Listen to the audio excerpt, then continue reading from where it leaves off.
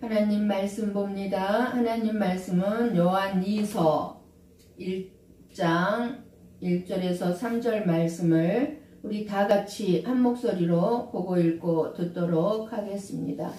같이 봅니다. 장로인 나는 택하심을 받은 부녀와 그의 자녀들에게 편지하노니 내가 참으로 사랑하는 자요 나뿐 아니라 진리를 아는 모든 자도 그리하는 것은 우리 안에 거하여 영원히 우리와 함께할 진리로 말미암음이로다.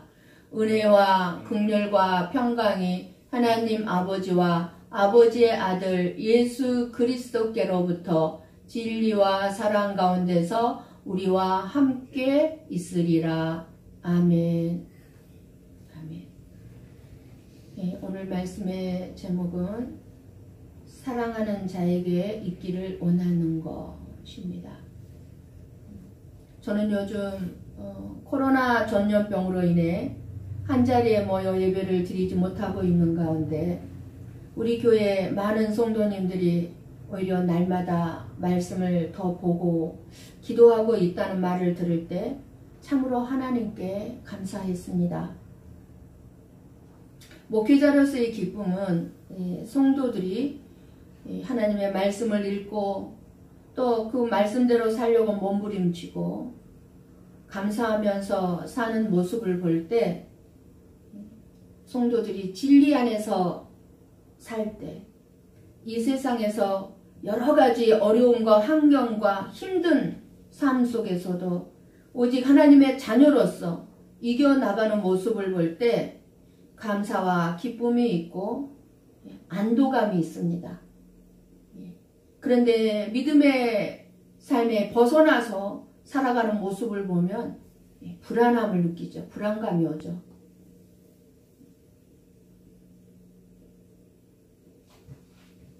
우리 일본인 성도님들도 우리 쯔마가리 집사님도 예배를 같이 이렇게 늘 이렇게 실시간 동영상으로 드리는데 말을 다 못 알아들어도 그 예배 가운데서 괜히 이렇게 눈물이 난다고 그래요. 하나님이 주시는 은혜가 있는 거죠. 예배를 사모하는 자에게 주시는 은혜가 있는 거예요. 그리고 우리 니시사키 집사님도 말씀을 보면서 아, 성경 말씀이 이런 말씀도 있었냐고 깜짝깜짝 놀란다고 그래요. 이런 말씀도 있었냐고. 그래요. 많은 분들이 교회에 나와서 함께 예배를 드리지 못하고 있지만 하나님의 말씀을 읽고 기도하면서 은혜의 자리에 있는 줄 믿습니다. 우리가 말씀을 읽고 듣다 보면 하나님의 마음을 알 수가 있고 말씀이 들린다는 것은 하나님의 영이 내 안에 있다는 증거가 되기 때문에 내가 선택받은 하나님의 자녀임을 알 수가 있는 것입니다. 아, 하나님의 말씀이 들려지는 거예요. 깨달아지는 거예요. 그건 뭐예요? 하나님의 영이 내 안에 있는 거. 그건 무슨 말씀이에요? 나는 선택받은 하나님의 자녀니까 아버지의 말씀이 들려지는 거예요. 깨달아지는 거예요. 우리가 이렇게 말씀을 읽고 하나님의 음성이 들리면 내 삶의 의문점들이 다 풀어지게 됩니다. 왜 이런 일이 있을까? 왜 그런 일이 있었을까? 이러한 의문점들이 다 풀어지게 되고 그리고 나의 삶의 고난의 자리가 가장 복된 자리였음을 깨닫게 돼서 하나님의 사랑이 어떠한 사랑인지 깨닫는 순간 모든 죄로부터 참된 자유를 누리게 됩니다. 하나님의 사랑이 어떠한 사랑입니까?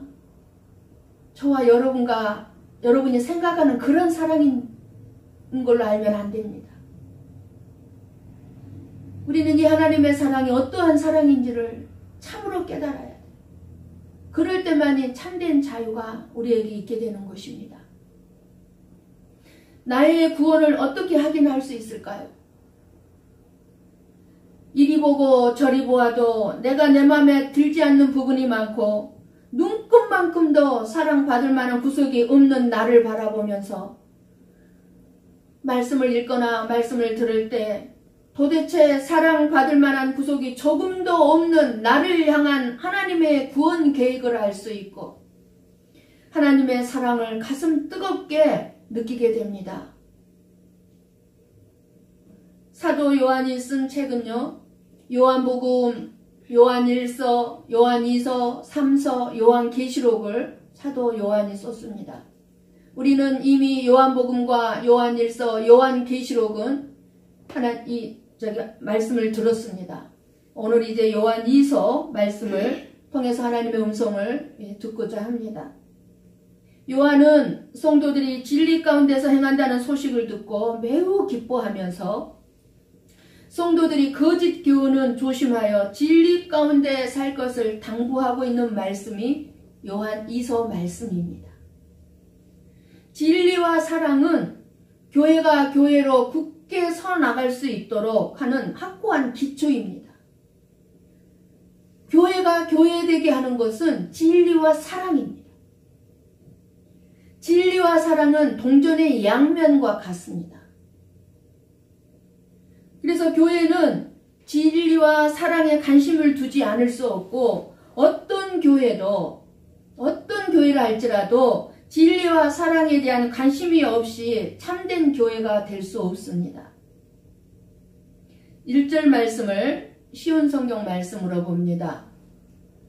1절 말씀을 같이 한번 볼까요? 교회의 장로인 나는 하나님께서 선택하신 부인과 자녀들에게 편지를 씁니다.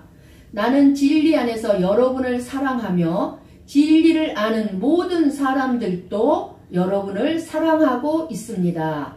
여러분 이해하기가 쉽죠? 쉬운 성경 말씀을 읽으니까. 예. 사도 요한이 자신을 장로라고 한 이유가 무엇일까요?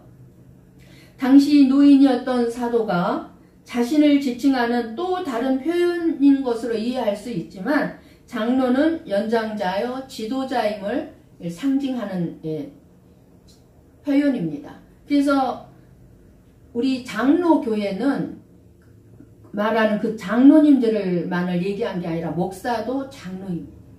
그 교회의 지도자요, 장로인 목사. 그렇게 여러분들이 아시면 되고요. 그래서 왜 장로라고 이렇게 사도 요한이 했을까? 자신의 가르침이 주님께로부터 나온 것임을 말하기 위해서요. 장로인 나는 이렇게 말했다고 볼 수 있습니다. 사도 요한은 주님과 가장 가까운, 가장 주님의 사랑을 받은 사도로서 자신을 장로라고 하면서 주님이 나에게 주님으로부터 가르침 받은 것들에 대해서 이렇게 강조하기 위해서 장로인 나는 이렇게 표현한 것을 알 수가 있습니다. 그래서 이 장로인 요한이 누구에게 편지를 써서 보내고 있습니까? 오늘 답이 나오죠. 다 하나님께서 선택하신 부녀와 자녀들에게입니다.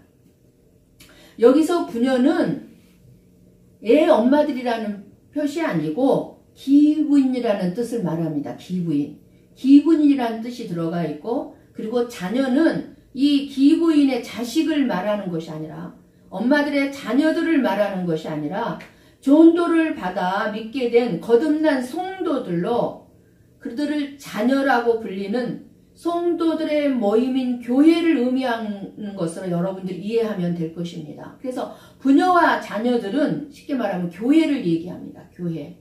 저와 여러분이 선택받아 하나님의 자녀로 부름받았죠. 그래서 교회란 하나님의 선택을 받은 사람들의 모임이 교회입니다. 그리고 이곳은 뭐예요? 어디예요? 그런 선택받은 사람들이 모여서 예배를 드리는 곳. 그래서 교회의 당입니다. 교회의 당. 그리고 저와 여러분은요, 교회입니다. 교회. 그래서 오늘 본문 1절에서 3절까지에서 빠지지 않는 단어가 나오는데 1절에서 3절에 빠지지 않는 단어가 무슨 단어가 빠지지 않고 나오고 있습니까? 진리라는 단어입니다. 많은 사람들이 이 귀중한 진리를 발견하지 못하고 깨닫지 못함으로 죄의 종이 되어 멸망의 길로 가고 있습니다. 아무리 진리일지라도 그것이 나와 아무 상관이 없다면 무슨 유익이 있겠습니까? 그잖아요? 세상 수많은 사람들을 진리를 찾아 헤매고 있지만 그 찾고 있는 진리가 그들에게 무슨 유익이 되고 있습니까? 진리가 우리의 안에 있다고 말씀합니다. 진리가 우리 안에 있다고 하는데 우리 안에 진리가 있다는 것을 그럼 무엇으로 알 수 있을까요? 우리 한번 요한일서 1장 8절 말씀을 봅니다. 만일 우리가 죄가 없다고 말하면 스스로 속이고 또 진리가 우리 속에 있지 아니할 것이요. 이 말씀을 반대로 한번 생각해 보세요. 반대로 생각한다면 그러면은 진리가 우리 안에 있다면 어떻게 된다는 거죠? 우리 안에 들어왔다면 내가 도저히 살 수 없는 죄인임을 알게 된다는 것입니다. 이게 지금 요한일서 8절의 말씀.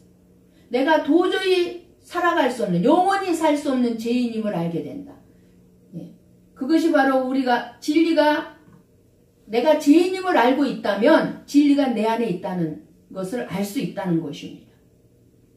죄인인 줄 알게 되면 어떻게 하면 죄를 씻을 수 있을까 생각하게 되고 어떻게 하면 내 죄를 없앨 수 있을까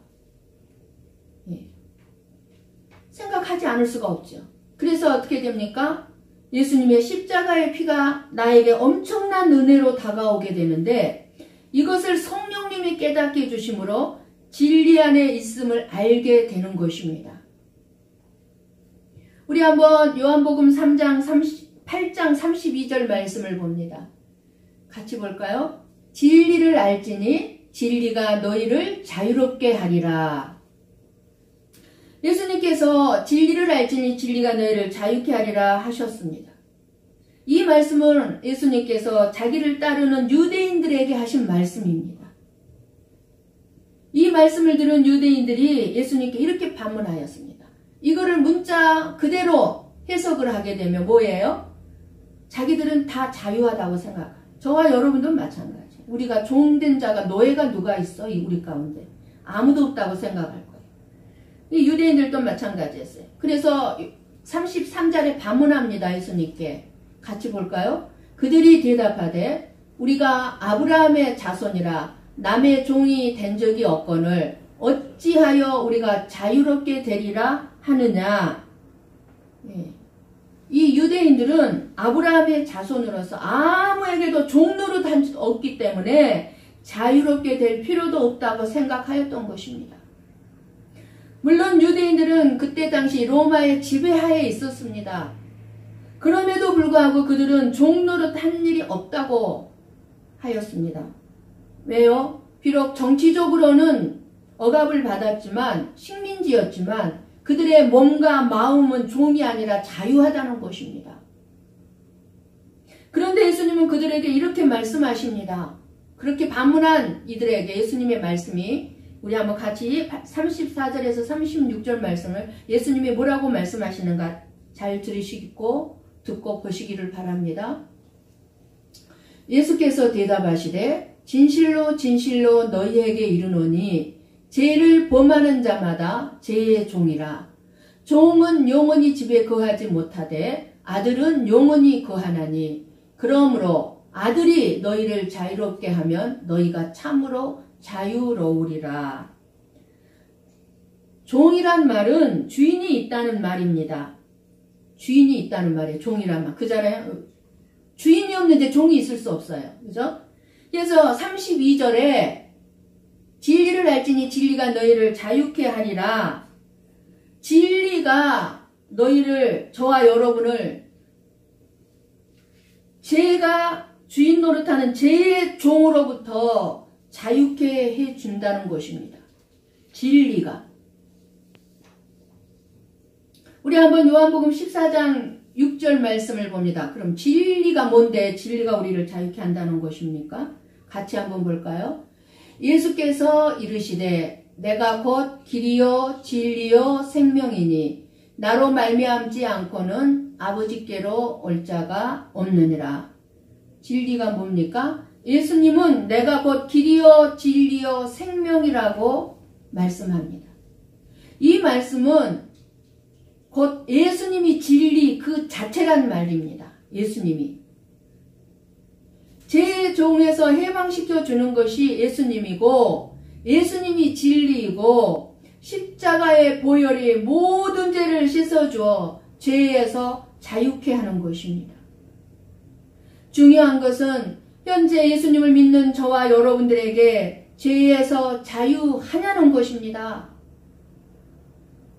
여러분 죄에서 자유하십니까? 그럼 죄의 종이란 무엇을 죄의 종이라고 합니까? 하나님께 죄를 짓게 된 아담의 피를 물려받은 모든 인간들이 다 죄의 종입니다. 죄의 종들이에요. 우리들도 전에는 죄의 종들이었어요. 그럼 의의 종이란요? 의의 종이란 예수님과 함께 십자가에서 죽고 살아난 구원받은 사람들은 의의 종입니다. 그러면 이제 저와 여러분은요, 죄의 종입니까? 의의 종입니까? 예, 의의 종입니다. 죄의 종은 그 어떤 노력이나 애씀으로 의의 종이 되는 길이 없다는 사실입니다. 우리가 전에는 죄의 종이었지만 우리 스스로 의의 종이 된 게 아니에요. 그죠? 그래서 구원은 죄의 종에서 구원받은 이 구원은 구원하시는 하나님의 일방적인 은혜로 주어지는 것입니다. 우리의 힘이 들어가 있는 게 아니에요. 우리의 공로가 들어가 있는 게 아니에요. 그래서 구원을 뭐라고 얘기합니까? 하나님의 선물이요 값없이 주어지는 은혜라고 하는 것입니다. 우리가 어떤 값을 치르고 구원받은 게 아니에요. 값없이 주어지는 은혜. 그래서 구원받은 사람은 아무것도 한 것이 없이 거저 하나님의 은혜를 받았다는 것입니다. 우리가 거저 구원을 받고 하나님의 은혜로 구원을 받으니까 얼마나 많은 사람들이 구원을 하찮게 여기고 있는지 모릅니다. 뭔가 값싼 대가를 치렀다면 구원을 결코 하찮게 여기지는 않을 것이에요. 그런데 구원은 우리가 어떤 값비싼 대가를 치르고도 이룰 수 없는 게 구원이에요. 오직 값싼 은혜로 거저 주어지는 그런 은혜로 받는 것이 구원입니다. 내가 원했던 선물이 아니라 하나님 편에서 주고 싶어서 주신 선물이 구원입니다. 저와 여러분이 언제 구원을 원한 적이 있었습니까? 아니요. 하나님이 저와 여러분에게 주고 싶어서 주신 선물이에요. 구원. 그래서 하나님이 주신 선물 속엔 내가 헌금을 많이 해서 봉사를 많이 해서 선한 일을 많이 해서 내가 뭔가를 해서 주신 것이 아니고 내가 원해서 주신 것도 아닙니다. 오직 하나님의 전적인 주권으로 하나님이 주시고 싶어서 선물로 주신 것입니다. 저와 여러분은 세상에서 필요한 것을 하나님이 선물로 주기를 바라지만 하나님은 우리에게 하나님 나라에서 필요한 것을 주신다는 것을 알아야 합니다. 지금 당장 나에게 필요하고 살아가는데 필요한 것들을 다 물론 하나님 다 주신 것들입니다. 근데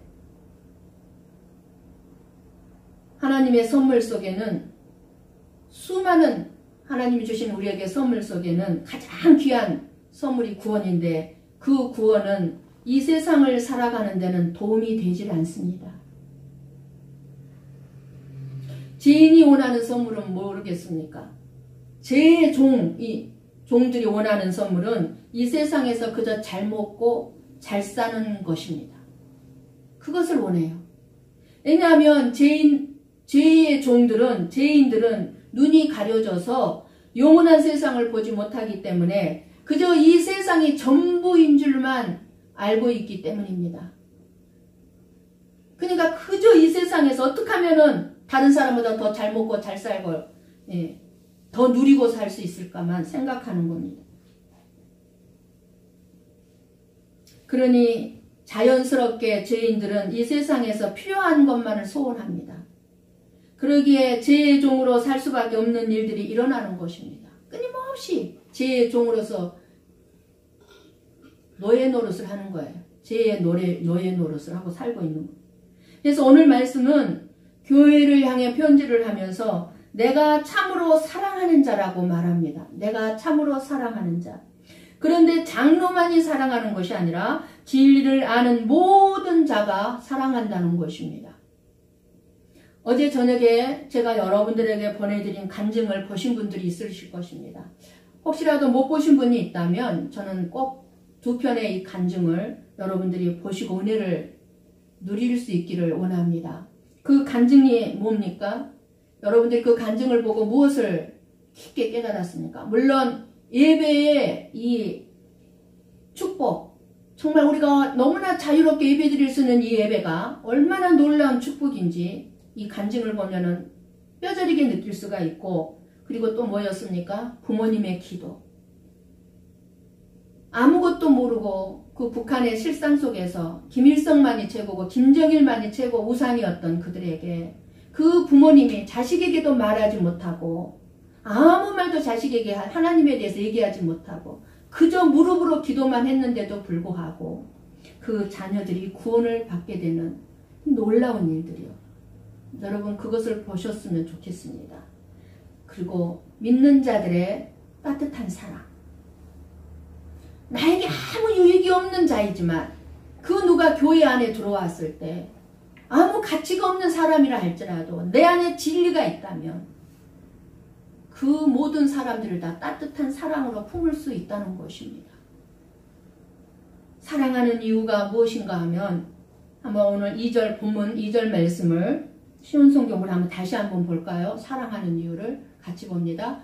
우리가 여러분을 사랑할 수 있음은 진리가 우리 안에 있고 또한 그 진리가 영원히 우리 마음속에 함께하기 때문입니다. 예. 진리가 사랑의 이유인 것입니다. 빌라도 법정에서 잡혀온 예수를 바라보며 빌라도는 예수님에게 물었습니다. 진리가 무엇이냐고 물었습니다. 이 질문에 예수님은 아무 말씀 안 하셨어요. 침묵으로 일관하셨습니다. 왜 그러셨을까요?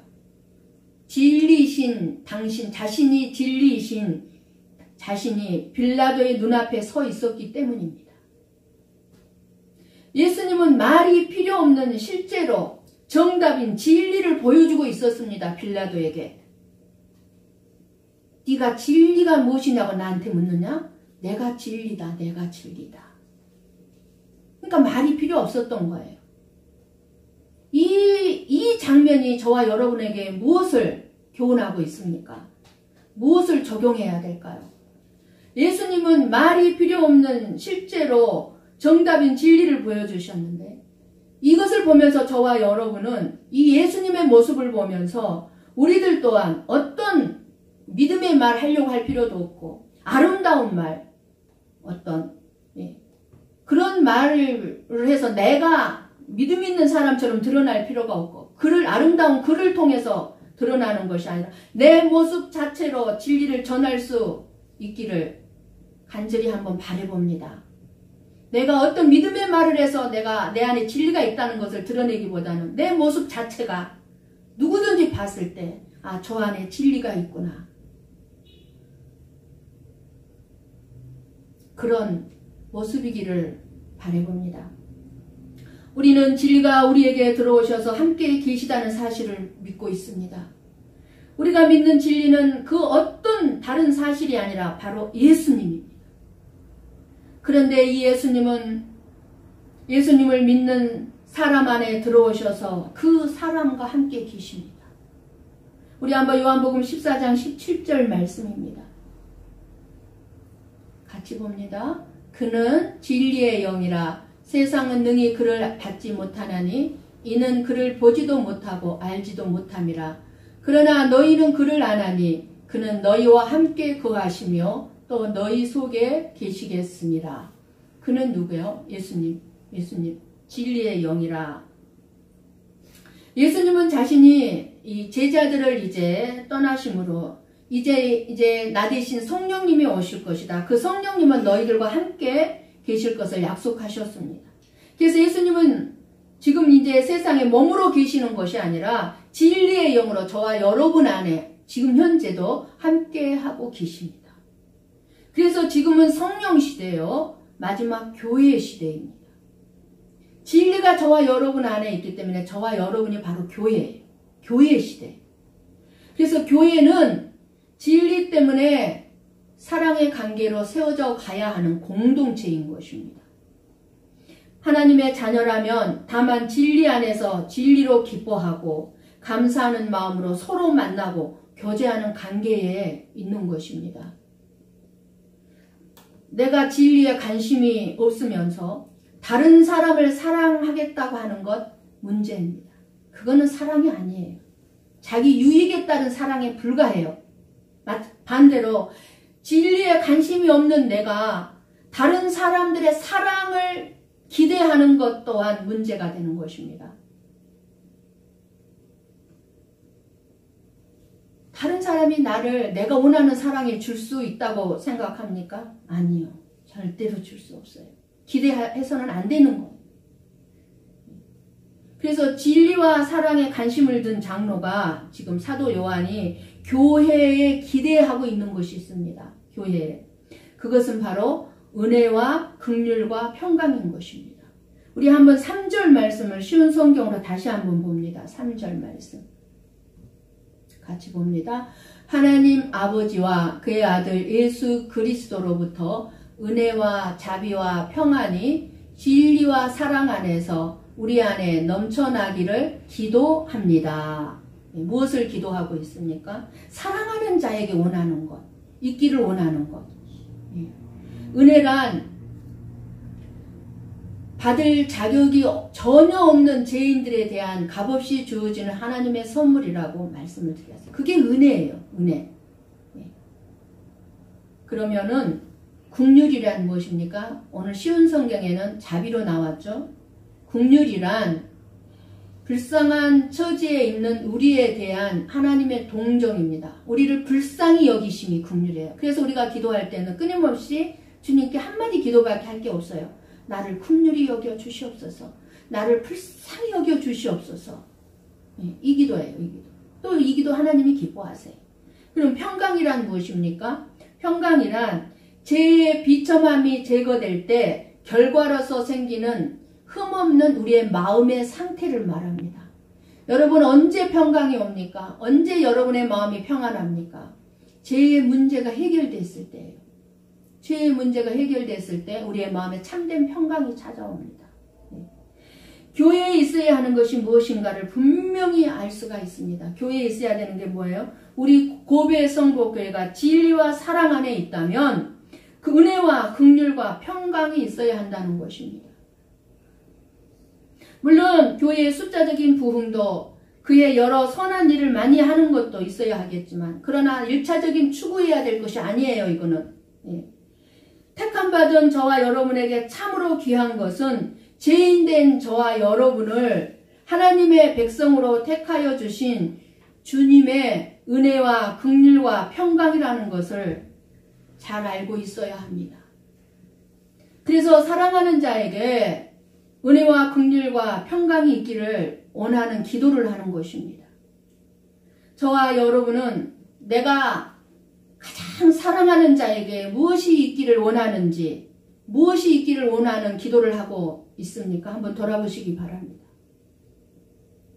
예수님의 은혜와 긍휼과 평강이 있기를 원하고 기도하고 있습니까?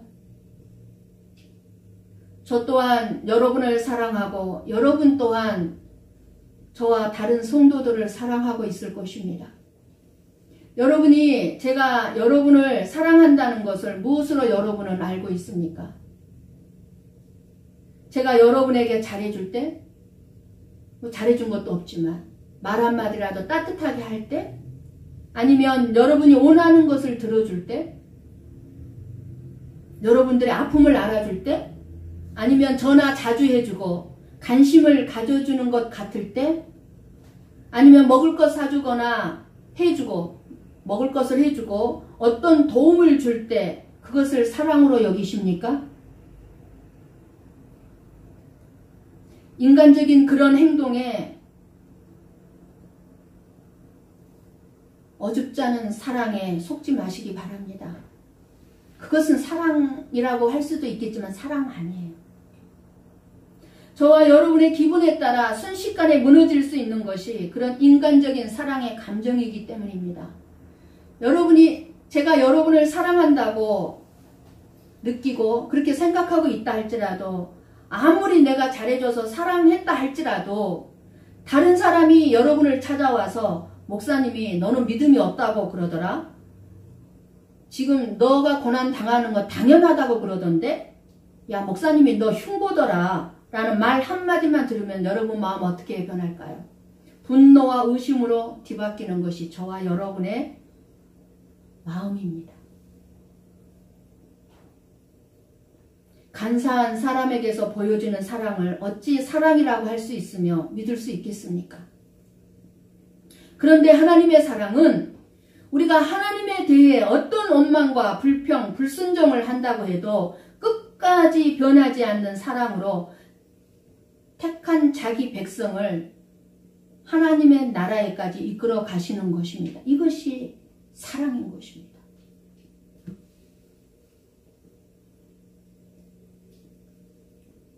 우리는 이런 하나님의 사랑을 알고 깨달아야 합니다. 이 사랑을 알고 진리 안에 거하는 사람은 목사에게서 인간적인 사랑을 원하고 바라는 것이 아니라 진리만을 우리 목사님이 나에게 전해주는가를 보게 될 것이고, 예수님만을 바라보게 하는가를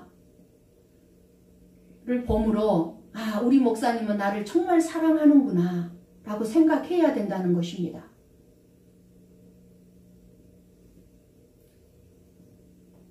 따라서 하나님의 마음을 아프게 하는 것은 교회가 진리와 사랑에 거하지 않을 때입니다. 교회가 진리는 외면한 채 주님의 사랑을 전한다고 오히려 어떤 선한 일들만을 더 부각시켜서 하고자 하는 것들. 그래서 요한 1서에서도 말씀드린 것처럼 사랑은 아무나 할 수 있는 것이 아닙니다. 사랑은. 진리를 아는 성도만이 참된 사랑을 알고 진리 안에 거하며 사랑을 하게 되는 것입니다. 진리로 인해 하나님의 은혜와 긍휼과 평강을 경험하게 된 성도가 사랑에 거할 수 있게 되는 것이죠. 교회인 저와 여러분이 정말 중요하게 여겨야 하는 것은 온전한 진리에 집중하는 것입니다. 교인의 숫자가 줄어든다고 걱정하거나 늘어난다고 좋아할 이유가 돼서는 안 되는 것은 그것이 교회됨의 증거가 안 되기 때문입니다. 성도가 없다고 교회가 아닌 것도 아니고 성도가 많다고 교회인 것도 아닙니다. 참된 진리가 있는 것이 참된 교회입니다. 진리가 관심인 사람은 그래서 다른 것이 중요하지 않습니다. 성복교회가, 고배 성복교회가 중요하게 여겨질 것이 아니라 진리가 있는가를 보셔야 한다는 것입니다. 즉 교회가 성장하는 것이 관심거리가 아니라 고배 성복교회가 진리가 넘치고 모든 성도가 진리를 알고 진리를 나누는 자로 모이는 것에 더 큰 관심을 두고 있느냐를 봐야 하는 것입니다.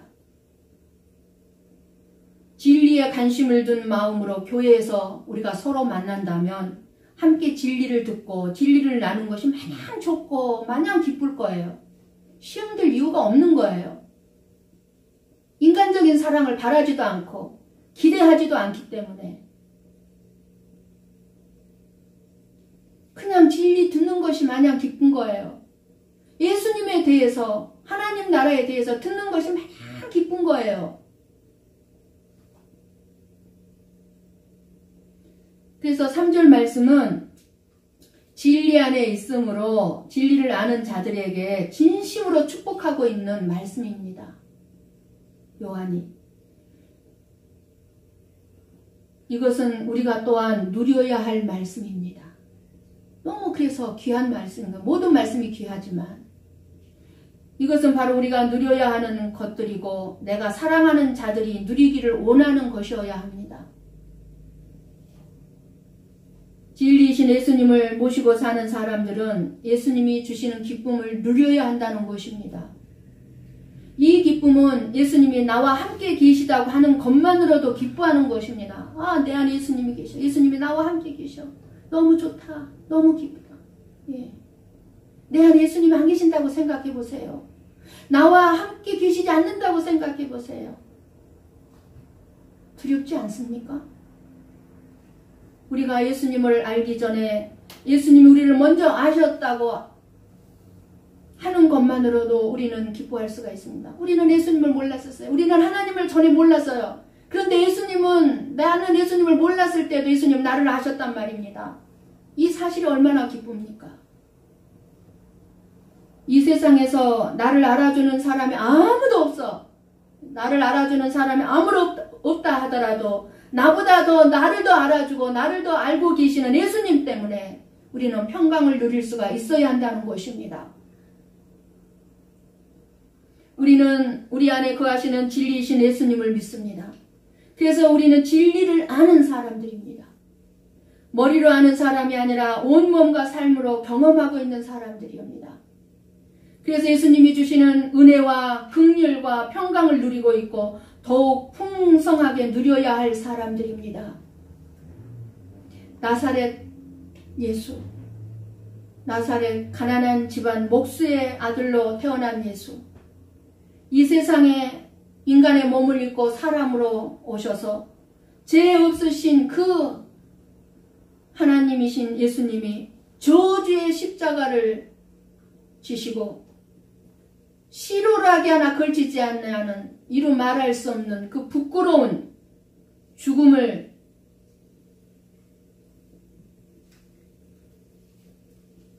당하시고 고난을 당하셨으나 다시 부활하심으로 살아나심으로 예수님이 진리임을 믿으신다면 어떤 어려움이 있다 할지라도 낭망하거나 절망하거나 흔들리지 마시고 은혜와 긍휼과 평강을 누리셔야 되는 줄 믿습니다. 사람들이 구하고 찾고 두드리고 있는 진리는 너무나 많이 있습니다. 하지만 우리가 구하고 찾고 두드려야 할 진리는 오직 예수님 한 분뿐입니다. 진리이신 예수님이 주시는 이미 여러분 안에 있고 누려야만 되는 은혜와 긍휼과 평강이 저와 여러분의 삶에 지금 너무나 힘들고 어려운 가운데 있다 할지라도 주님이 주시는 그 주님과 함께 누릴 수밖에 없는 은혜와 긍휼과 평강이 더 풍성하게 누릴 수 있는 저와 여러분이 되기를 주님의 이름으로 간절히 축원합니다. 기도하십시다.